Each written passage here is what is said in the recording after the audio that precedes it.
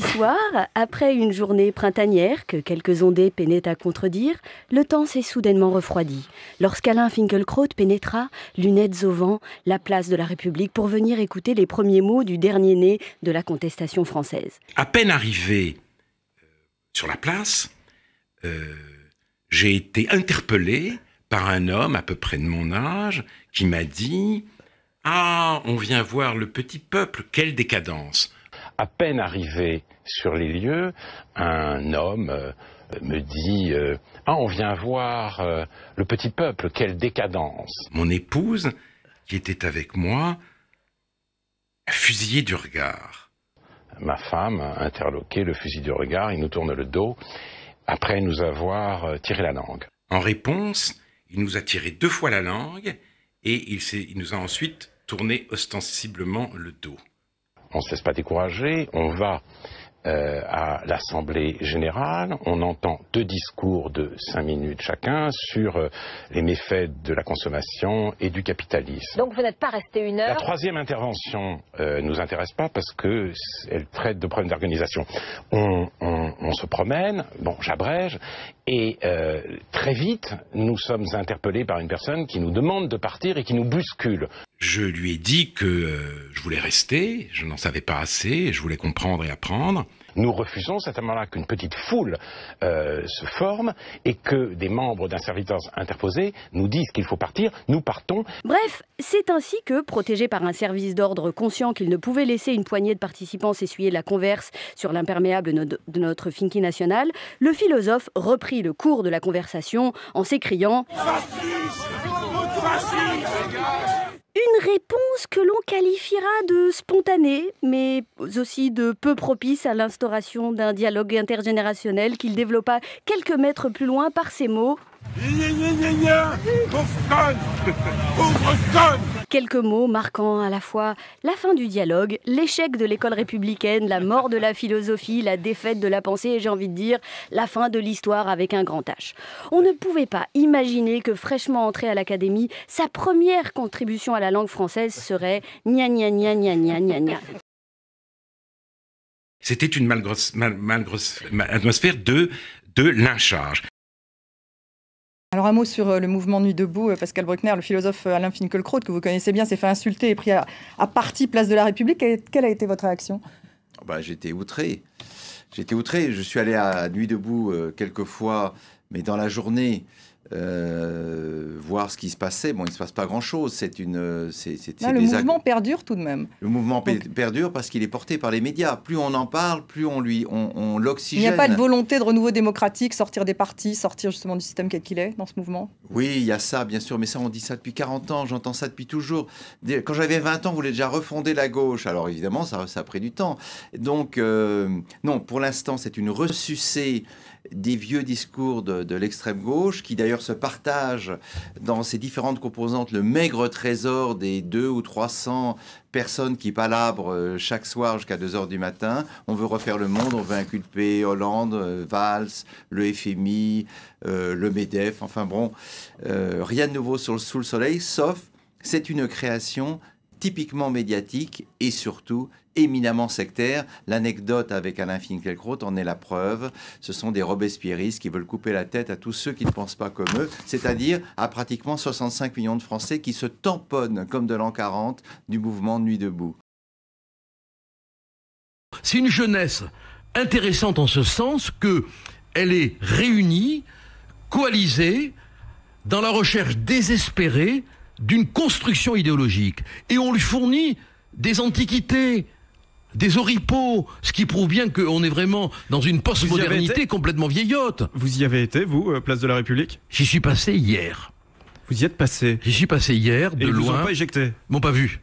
Ah. Ils m'ont pas vu. S'ils m'avaient vu, ils m'auraient sûrement insulté, traité de facho, traité de tout. Bon. Vous êtes caché ? Mais non, je me suis pas caché. Non, je suis passé vite avec le taxi en priant le ciel qu'il n'y ait pas une panne. D'accord ce matin avec Éric Zemmour. Bonjour Éric. Bonjour. Les violences en marge des cortèges du 1er mai se sont donc répandues et aggravées place de la République autour de Nuit debout. L'État prend des mesures de répression et le mouvement semble dépassé. Et oui, le rêve est passé. Le rêve des médiacrates de gauche qui voulaient tellement rejouer le mai 68 de leur jeunesse, le rêve des enfants de profs, des diplômés prolétarisés, des intermittents du spectacle précarisés. Qui sème le vent récolte la tempête, qui sème le sectarisme récolte la violence, qui crache sur les philosophes finit par sortir les barres de fer. Nuit debout est peut-être venue trop tôt. Les réformes libérales n'ont pas encore imposé à la France une réelle austérité et un véritable appauvrissement de masse. Au contraire des discours apocalyptiques de l'extrême gauche, la précarisation et la paupérisation française n'ont encore rien à voir avec ce qu'ont connu les pays comme l'Espagne ou la Grèce. Nuit debout va poursuivre sa route chaotique, mais comme un canard sans tête. Nuit debout est coulé, nuit debout est couché, étendu, raide, il bouge encore, mais c'est le spasme des cadavres. Je voudrais qu'on écoute Étienne. Il a fait le 32-16 spontanément, il a 45 ans et il est policier, mon cher Étienne. Bonjour. Oui, bonjour Eric. Vous avez participé à des opérations, comment pourrais-je dire, de maintien de l'ordre aux alentours de la République? Oui, aux alentours de la République. On regarde les gens tout péter, tout casser, uriner partout. Vous voyez le mec des Verts, là, il demande carrément des pissotières, puis après ça sera des tentes, puis après ça sera des machins. Il y a des mecs qui vont monter des cabanes. Déjà, ils ont enlevé des dalles pour faire pousser des plantes et des trucs comme ça. Enfin, vous avez vu. Attendez, ils ont, faut le dire aux gens, le contribuable parisien a financé une réhabilitation longue et coûteuse de la place de la République. Elle a été en travaux pendant des mois, peut-être des années. Et il y a des grandes dalles qui sont en granit, qui sont magnifiques sur le sol de cette immense place qui est très belle. Et ben voilà, ils les ont arrachées. En plus, je vais encore parler d'une autre histoire qui m'avait hyper scandalisé. C'est quand le général de la Légion étrangère, qui est 4 étoiles, qui a pris un micro à Calais. Ils étaient près de 150 manifestants hier à Calais. La majorité venant de groupuscules d'extrême droite, notamment Pegida, ce mouvement allemand qui s'est implanté dans plusieurs pays d'Europe. Ils sont venus hier pour protester contre, selon leurs mots, l'islamisation de l'Europe et l'arrivée des migrants. 20 personnes ont été interpellées, parmi elles un ancien patron de la Légion étrangère, aujourd'hui l'un des leaders du mouvement Pegida. Son arrestation a largement fait réagir la classe politique d'extrême droite. Les mecs, il y a des policiers en civil qui lui ont sauté dessus alors qu'il avait à peine pris le micro, il avait rien cassé et tout. Et là, à Paris, place de la République, on a regardé des mecs tout péter. Tout pété. C'était pas mieux sous Sarkozy, je vous rassure tout de suite. Oui. Mais moi, je vous le dis, la police ne fait plus son travail. Le collègue qui a mis un coup de poing aux jeunes lycéens, c'est quand même que le mec, il avait pris des bouteilles juste avant. Mais alors, c'est étonnant, Étienne, ce que vous me dites, parce que quand j'ai entendu dans toutes les radios, toutes les télés, quand j'ai lu dans les journaux cette histoire du coup de poing du policier à un jeune homme, d'abord j'étais offusqué, puis après je me suis dit, c'est bizarre. Ce policier, soit il a pété le boulard, soit on ne nous dit pas tout, on nous raconte pas le continuum, le storytelling de ce truc. Eh bien, je suis content qu'aujourd'hui, vous m'appreniez un truc. Aucun journaliste n'a dit que le jeune en question avait balancé des bouteilles dans la gueule du flic. Bonsoir à tous. Le prochain rendez-vous du 1er mai sera-t-il le théâtre de nouvelles violences? Et cela au lendemain des violences qui ont éclaté lors des rassemblements contre le projet de loi El Khomri. Au lendemain des violences, les riverains découvrent l'ampleur des dégâts. Les habitants sont écœurés. Au cours de cette journée émaillée d'incidents, 78 policiers ont été blessés. À Rennes, un jeune manifestant touché par un projectile a perdu l'usage d'un œil. Leurs slogans n'ont rien à voir avec la loi travail. Leur objectif, en découdre avec tout ce qu'ils ont sous la main. Pavés, bouteilles ou même bombes artisanales. Et derrière leur cagoule, selon les services de renseignement, beaucoup appartiennent à des mouvances radicales d'ultra-gauche et ne seraient pas tous français. Ce soir, dans le centre de Rennes, nouveau face-à-face tendu entre ces individus et forces de l'ordre. On estime qu'il pourrait y avoir plusieurs centaines de personnes, aux environs de 700, peut-être plus, donc ce qui est beaucoup. Surtout que ces personnes viendront vraiment de manière déterminée pour casser. Le gouvernement veut éviter les violences d'hier. Ils étaient des dizaines à Paris à détruire la pierre des trottoirs pour en faire des projectiles. Des individus déterminés aussi à Rennes et à Nantes, où de nombreux casseurs s'en sont pris aux vitrines, au mobilier urbain, mais surtout aux forces de l'ordre.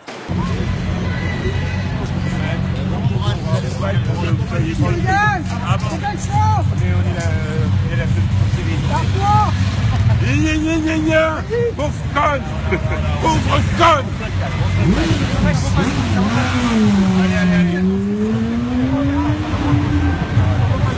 bouge-tu. Bon, ça va quand même. Ça va.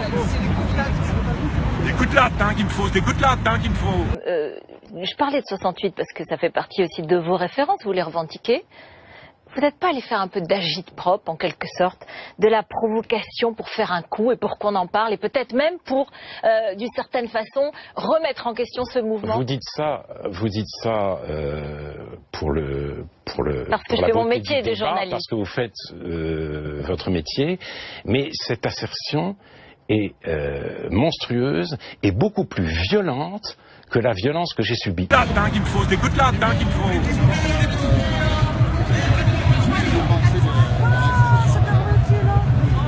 Des robespierristes qui veulent couper la tête à tous ceux qui ne pensent pas comme eux, c'est-à-dire à pratiquement 65 millions de Français qui se tamponnent comme de l'an 40 du mouvement Nuit debout.